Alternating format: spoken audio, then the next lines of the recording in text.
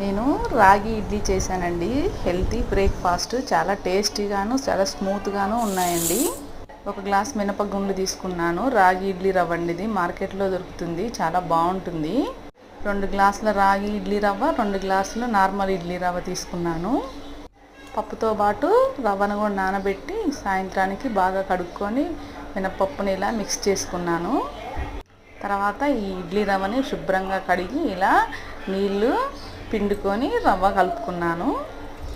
అంత రవ్వ వేసాక కాస్త ఉప్పేసి బాగా కలిసేలా స్పూన్తో కలిపానండి. ఇంకా నైట్కి మూత పెట్టి పక్కకు పెట్టాను. మార్నింగ్ లేస్తారు చూడండి ఎలా పిండి పొంగిపోయిందో. తర్వాత ఆ పిండినంతా బాగా కలిసేలా కలుపుకొని ఇట్లా ఇడ్లీ ఒక వాయి వేసుకున్నాను. దాని కాంబినేషన్ పల్లి కొబ్బరి చట్నీ అండి. ఇడ్లీలు మాత్రం చాలా స్మూత్గా టేస్టీగా ఉన్నాయండి. స్మూత్ రాగి ఇడ్లీ అండి. Super breakfast. Thank you.